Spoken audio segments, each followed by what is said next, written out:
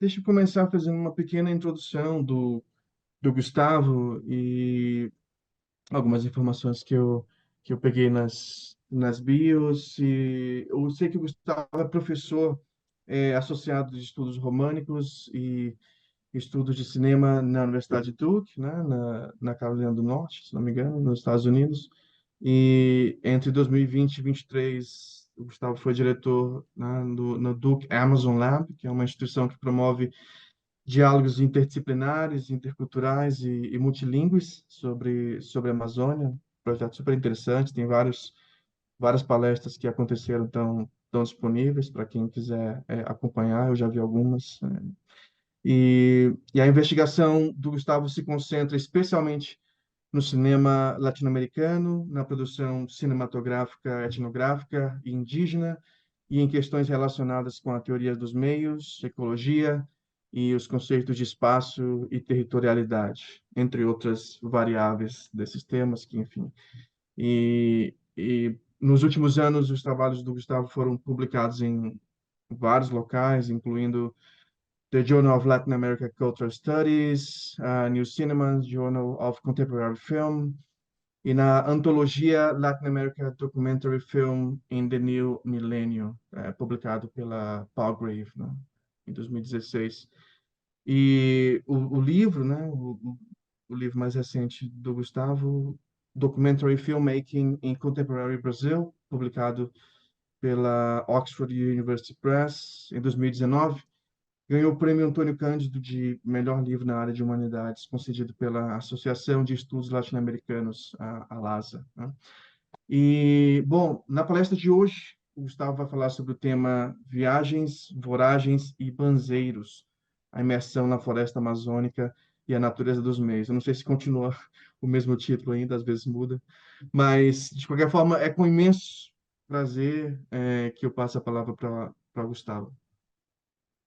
Muito obrigado, Rafael, e muito obrigado, Patrícia, pelo convite, por organizar essa fala, esse evento. Estou muito contente de estar aqui. Eu conheço muitos de vocês, então é um prazer vê-los de novo, e alguns não. Eu acho que é um grupo interdisciplinar, né? É um grupo eclético, então vai ser interessante para mim ter impressões, feedback, sugestões, ideias vindos de outros lados, né? Na verdade, não é uma fala fechada, uma fala aberta, uma fala que ainda está crescendo. Ela vem um pouquinho de um texto que eu publiquei agora sobre lavorarquine, a voragem, vou falar um pouco disso. Saiu agora na Colômbia uma edição crítica sobre a lavorarquine, que completa 100 anos, né, agora. E essa fala foi meio que o ponto de partida, mas eu estou expandindo para outras áreas e estou ainda testando as águas aqui. Deixa eu compartilhar uma PowerPoint. Ah,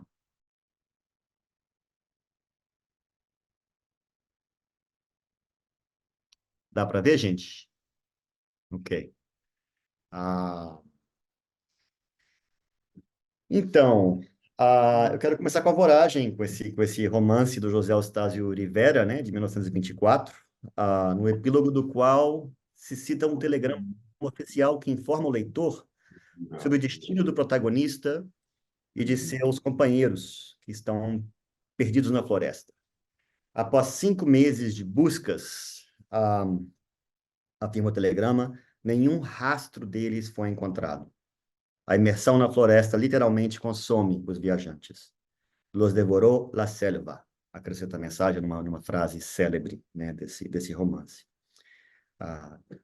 A caracterização da Amazônia como uma voragem que pode devorar o viajante não é peculiar ao romance de Rivera.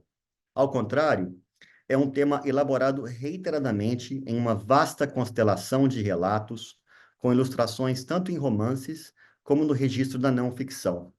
Os exemplos aparecem já nas primeiras narrativas de viagem na região, como a narrativa de Gaspar de Carvajal sobre a primeira viagem ao Rio Amazonas por europeus, e também o retorno do Orellana ao Rio Amazonas, poucos anos depois, numa viagem fracassada na qual ele se perde na entrada do Rio Amazonas, na região de Marajó, nunca encontra o caminho do rio e termina morrendo ali, na foz do Rio Amazonas.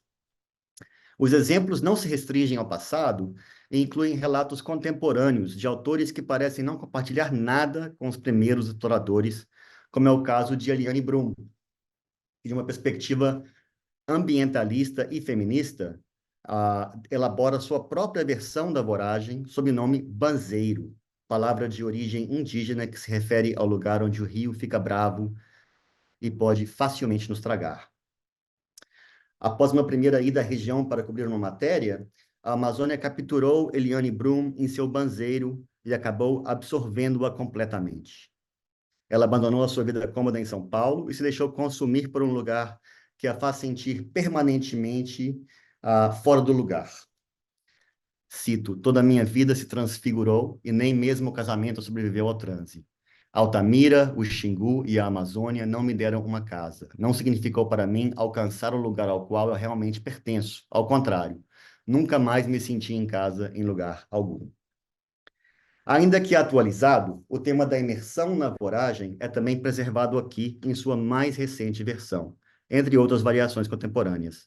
O tema não se limita de forma alguma à literatura, mas inclui diversos meios de comunicação com ampla e expressiva articulação no cinema, com trabalhos de ficção, dos quais os mais famosos são do Werner Herzog, né, acho que são os mais conhecidos globalmente, assim como documentários e filmes experimentais.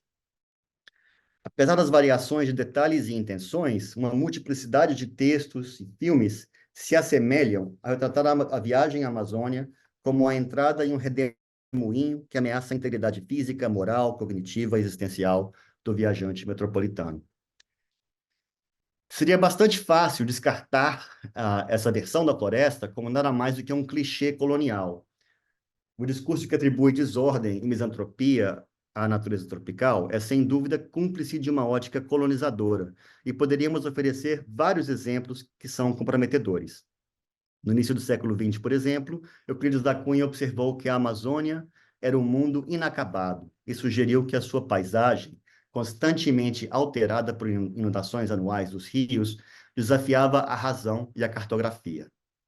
No filme The Burden of Dreams, de Les Blanc, documentário sobre o fazer do filme Fitzcarraldo, de Herzog, Herzog parece concordar com da Cunha e adiciona, com efeito cômico, talvez sem intenções, que na selva os pássaros não cantam, mas gritam em agonia, e que até as estrelas do céu parecem lançadas na desordem. Muitas críticas poderiam ser feitas para desqualificar essas colocações, incluindo o fato de que qualquer descrição da floresta como inacabada e desordenada afirma, ao mesmo tempo, o seu oposto, ou seja, um logos ou razão não amazônico, que, em última instância, pode reconhecer e prevalecer sobre o caos da natureza. Um filme experimental da colombiana Laura Huertas Millán expõe esses problemas de forma bastante interessante. O filme é Viaje a una Tierra Otrora Contada, de 2012. Eu quero colocar um pequeno clipe do filme para vocês.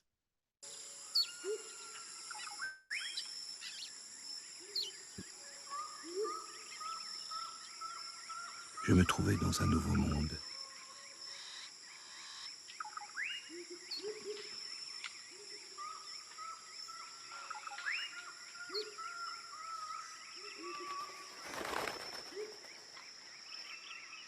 Éloigné de tout commerce humain.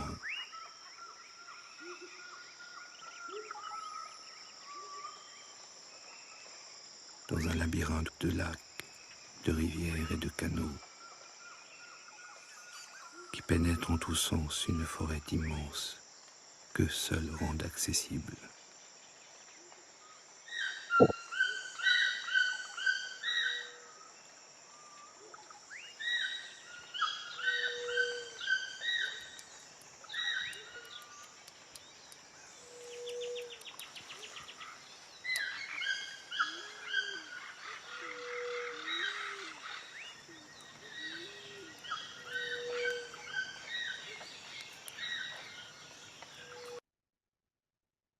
O filme é hipnótico, lento, imersivo e feito de planos fechados que nos aproximam tanto das plantas que como se as pudéssemos tocar.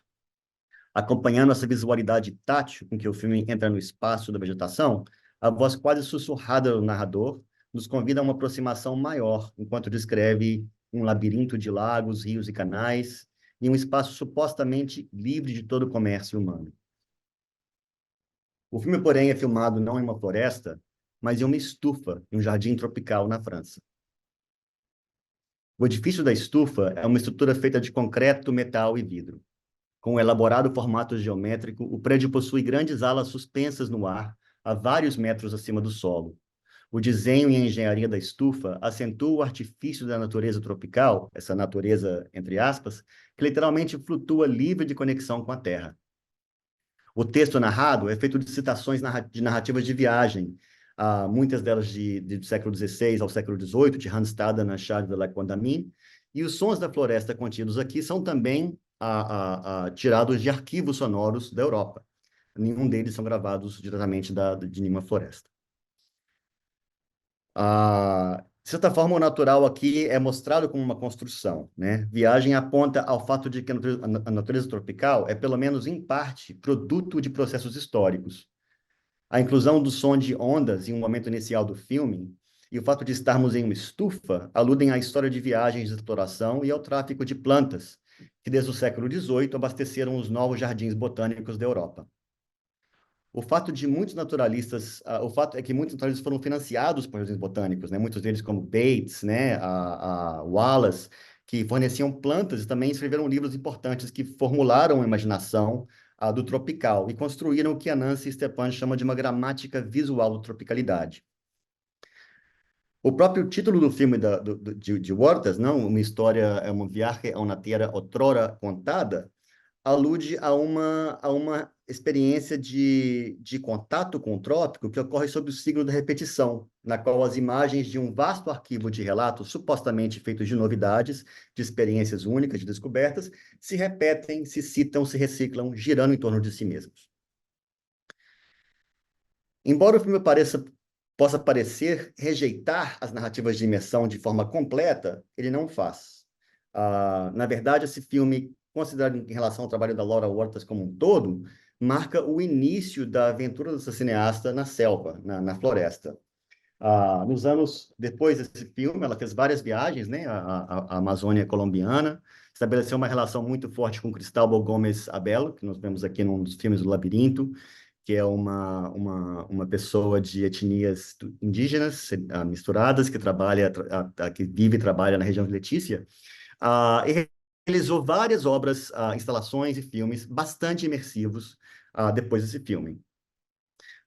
E, na verdade, o que eu acho que ela propõe aqui não é rejeitar a imersão, mas sim propor a sua continuidade em combinação com gestos reflexivos, que questionam a própria expressão fílmica, uma combinação que constitui uma ética de aproximação à Amazônia, a qual eu voltarei ao final dessa fala. O que eu quero propor aqui, em primeiro lugar, é que a constelação de textos e filmes que ilustram o tema da imersão na selva oferece possibilidades críticas bem mais valiosas que a simples reiteração de clichês, e que essas possibilidades são ainda mais notáveis em trabalhos recentes que herdam e transformam a tradição. Em muitos casos, o tema da imersão selvática ensaia uma irônica justiça poética, já que aqui os forasteiros que se aproximam dos trópicos com a intenção de extrair conhecimento ou riquezas terminam sendo eles mesmos despojados e possuídos pela floresta. Mais importante do que essa inversão, esses relatos são úteis para expor as incapacidades e insuficiências dos próprios viajantes e a inadequação de suas ideias à Amazônia. O próprio aparato sensorial do viajante, por ser configurado em outro contexto ecológico e cultural, tem que ser reorganizado frente à realidade da floresta, como observam vários viajantes, entre eles o cineasta Andrea Tonati. Ao comentar a filmagem de uma expedição na qual participou em 79, Tonati lembra que a ausência de linhas retas e superfícies lisas, aliadas a um excesso de informação visual, confundia e desorientava o seu olhar. Para se ajustar, ele conta que aprendeu a ver na distância usando o ouvido e começou a usar os olhos como se estes fossem instrumentos táteis para tocar, por assim dizer, a saturada textura do que está próximo. Além da percepção sensorial, a imersão na floresta traz à tona as ineptas formas de conhecimento do viajante, incluindo os instrumentos, paradigmas e conceitos fundamentais, dentre eles noções sobre a própria ideia de natureza e natureza nos trópicos. Por isso mesmo, o topos da imersão selvática permite uma reflexão crítica sobre meios e formas de mediação, sempre frente à especificidade da ecologia da Amazônia. E eu uso meios em lugar de mídia, são termos difíceis de escolher em português. Eu acho que meios é um pouco mais próximo do que quero dizer aqui do que mídia, que sugere uma questão mais massificada, mas estou pensando no termo mídia, em inglês, que tem uma outra acepção. E acho que essa diferença é interessante na passagem dessas línguas, do inglês para o português. As obras que ilustram esse tema abrem um rico campo de ambiguidades, na qual uma floresta que é hipermediada, repetidamente representada por tecnologias como a escrita, a fotografia e o cinema, também se configura como uma força devoradora que desafia e se opõe a qualquer esforço de mediação. Como escreve Michael Taussig, dando expressão a essa configuração do natural como antítese radical da cultura, eu vou citar em português, minha tradução. A natureza selvagem levanta o espectro da morte da própria função simbólica. É o espírito do desconhecido e do desordenado, solto na floresta, que circunda a cidade e a terra semeada, rompendo as convenções sobre as quais repousa o sentido. A natureza é o espaço da morte da significação. Em consonância com essa noção de morte da significação no espaço natural, percebida como bruta, como intocada, o topos narrativo da imersão na selva parece conspirar contra sua própria representação. O trabalho de representar é invadido por um desejo de imediação. Tema que proponho aqui não no seu sentido convencional, mas mais num sentido etimológico que provém do latim immediatus, ou seja, a negação da mediação.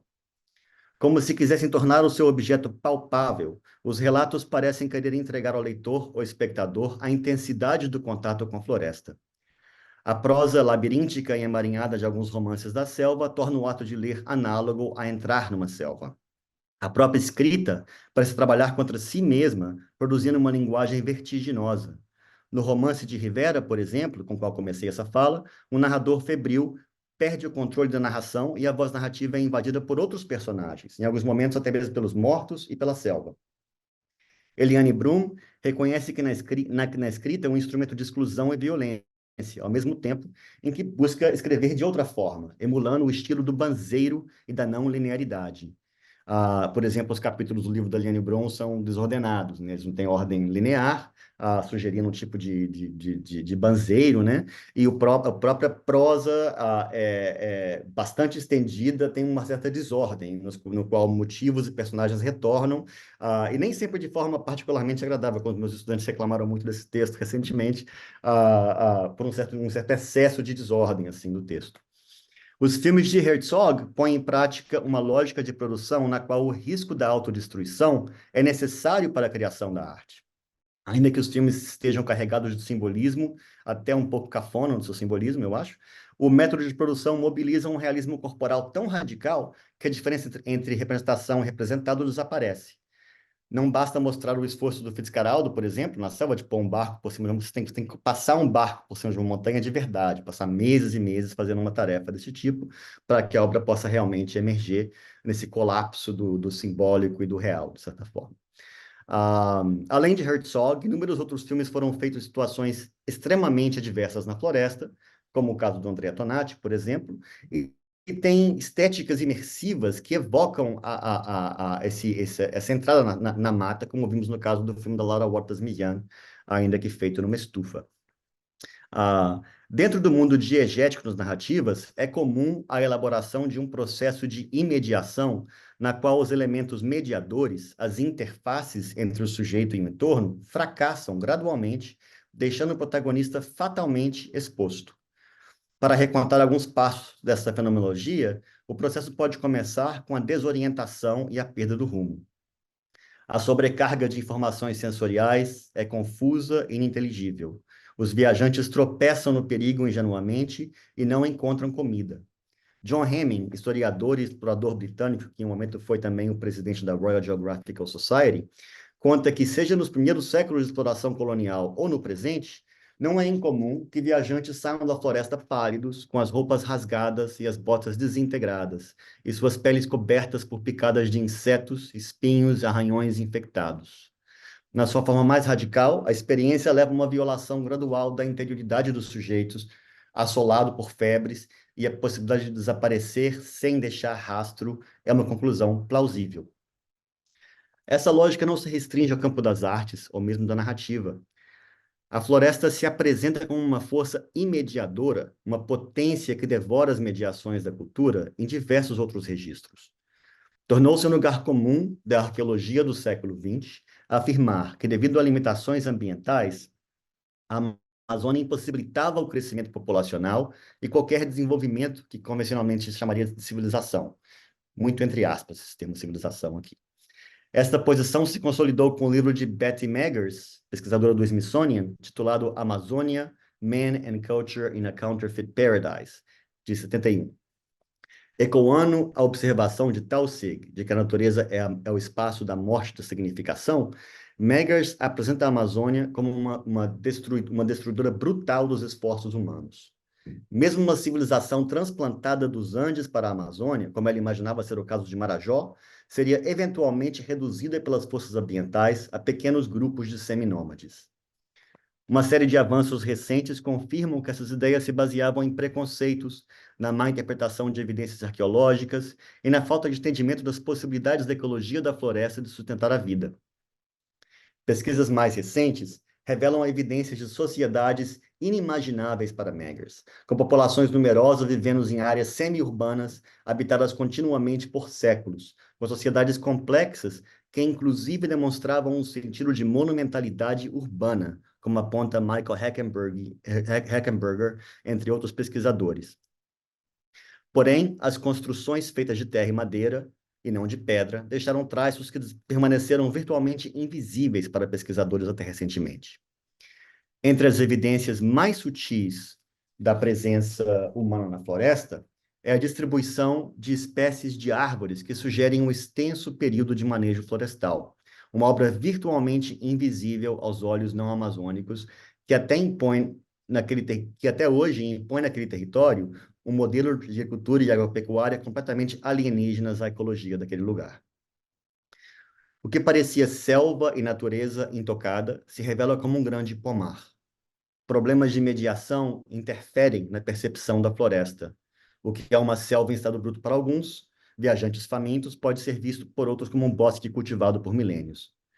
De natureza bruta, passamos a uma antropogênica, em um sentido distinto daquele que aparece no filme de Laura Huertas.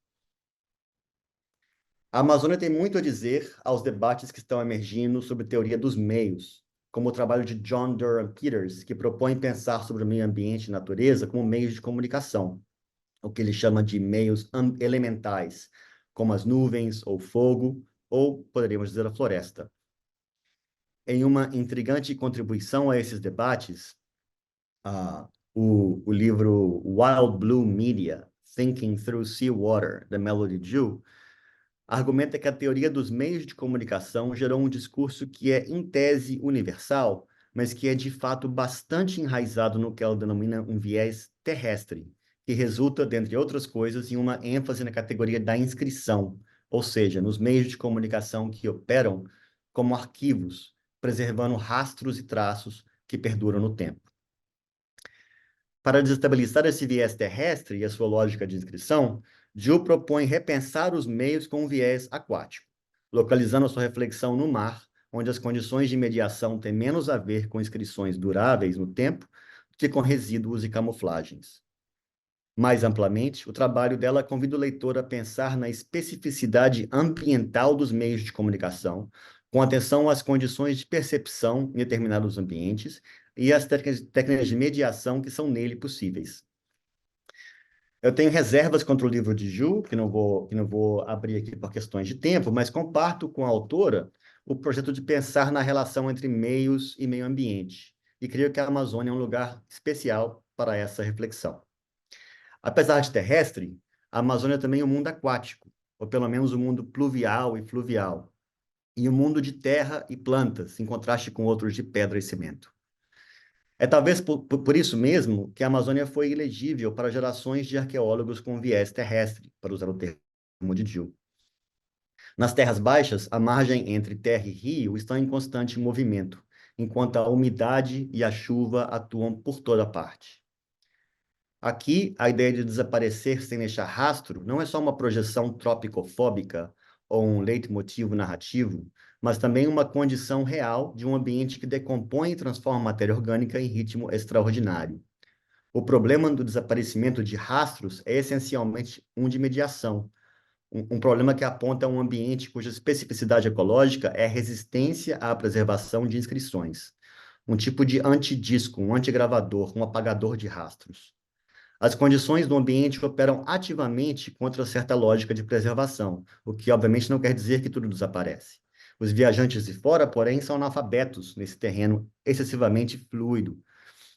De todos modos, a qualidade decompositora da floresta é real. Até os equipamentos e aparatos de comunicação estão ameaçados, já que a umidade e os insetos aceleram a deterioração de papéis, de filmes, de arquivos, em contraste com climas que são bem distintos, como o deserto que fossiliza, a floresta é um tipo de campo de compostagem incessante. Até uma anedota interessante que o Silvino Santos, viajando pela Amazônia, filmando no começo do século XX, conta na biografia não publicada dele que as formigas comiam as películas, que ele tinha que brigar para elas não comerem as películas dos filmes. À luz disto, os relatos de imersão, uma natureza imediadora, são também relatos sobre os limites de certas ideias sobre meios e mediações, e às vezes sobre as possibilidades alternativas, especialmente quando as formas de conhecimento locais e dos povos originários também entram em cena. A minha fala aqui poderia tomar vários distintos caminhos, como voltar aos textos já mencionados, A Voragem de Rivera, O Banzeiro Ocotô, de Eliane Brum, ou a obra de Laura Huertas, mas o que eu vou fazer agora, já indo em direção a uma conclusão em breve, é falar um pouco sobre El Abrazo de la Serpiente, de Ciro Guerra, não um filme colombiano de Ciro Guerra. Um excelente exemplo de imersão selvática, o filme de guerra ensaia o tema da imediação enquanto põe em cena uma série de reflexões sobre meios e mediações, chegando a ser um filme intermediático na sua incorporação e posta em cena dos meios. A narrativa do filme mostra dois homens que viajam por um mesmo território na Amazônia colombiana. O primeiro, um etnólogo alemão, Theo, que viaja no começo do século XX, e o segundo, um botânico americano, Evan, que viaja nos anos 40. O filme mostra o encontro dos dois homens com Karamacate, um xamã solitário de uma fictícia etnia indígena. O xamã é procurado por ambos viajantes devido ao seu conhecimento botânico de uma planta psicotrópica chamada Yacruna, uma planta sagrada que evoca o ayahuasca, e o nome também evoca a Yacoana dos Yanomami. A combinação de imersão com reflexão sobre os meios aparece logo no começo do filme, com uma citação textual que diz: "Não me é possível saber se a selva infinita já iniciou em mim o processo que levou tantos outros à loucura total."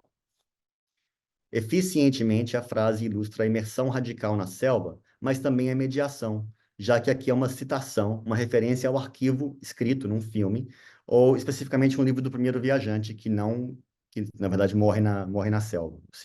O segundo viajante, por outro lado, pega esse material, né, e usa como guia. Então, a segunda viagem é um tipo de citação, repetição.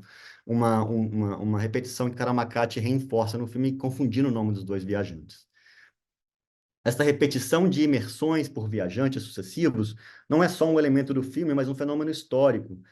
O caso do Percy Fawcett, que ficou popular de novo há pouco tempo com o livro do David Grann, e um filme que saiu sobre ele, também ilustra isso, né? O Fawcett desapareceu sem deixar nenhum rastro e gerou um número aparentemente incontável de explorações em busca dos seus rastros, com muitos dos viajantes também desaparecendo sem deixar rastros. O material que gerou bastante publicidade nos anos 20 e 30 e outra vez agora em 2015, por aí, quando o livro do Grant saiu. E é importante também que no filme, esses viajantes fictícios são baseados em figuras históricas, né? No primeiro viajante, o Theodor Koch-Grünberg, né? O etnólogo alemão, que morreu de malária em 24, e que, de fato, a expedição na qual ele morreu foi a primeira que usou rádio na Amazônia, né? Eles viajaram com rádios e também imagens aéreas. E o Richard Evans Schultz, o etnobotânico da Harvard, que estudou plantas psicotrópicas, e que também é um livro interessante, que é o One River, do estudante do Schultz, né? Que é outro livro de camadas de viagens repetidas, né? Viajar nos passos um do outro. O primeiro encontro de Evan e Karamacate avança tanto a narrativa de imersão quanto a reflexão sobre os meios. Na cena, o viajante desce um rio com uma câmera pendurada no pescoço. Ele está sentado em uma canoa sobrecarregada de artefatos culturais, como amostra de plantas, cadernos, o manuscrito publicado por Tio, que mostra o jovem Karamakachi na capa, e em um excesso surpreendente que evoca o herói de Fitzcarraldo, até mesmo um toca-discos de corda. Karamakachi, por sua vez, está dentro da água, olhando para uma rocha coberta de linhas serpentinas e desenhos de animais. Trata-se de um encontro entre personagens, quanto entre meios distintos de adquirir, preservar e comunicar conhecimento. A escrita de Karamakachi na pedra talvez represente não apenas grafismos em si, mas também a capacidade comunicativa da própria pedra e da natureza, embora o significado deste termo na cosmologia ocidental possa não ter tradução adequada no mundo animista do xamã. No cosmos de Karamakachi e dos povos originários, a natureza certamente não é o oposto da cultura, mas está impregnada de subjetividades e de possibilidades de comunicação significativa. O problema para o xamã no filme é que seu isolamento prolongado e a violência da colonização o desligaram do seu ambiente e de seu conhecimento tradicional. Quando Evan lhe pergunta sobre o significado do desenho, o xamã diz: "Não me lembro.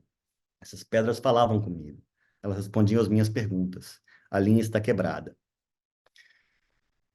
As pedras, as árvores, os animais, todos ficaram em silêncio. Os desenhos, entendidos como uma forma de escrita aqui, tornaram-se ilegíveis, e as vozes da floresta estão silenciosas.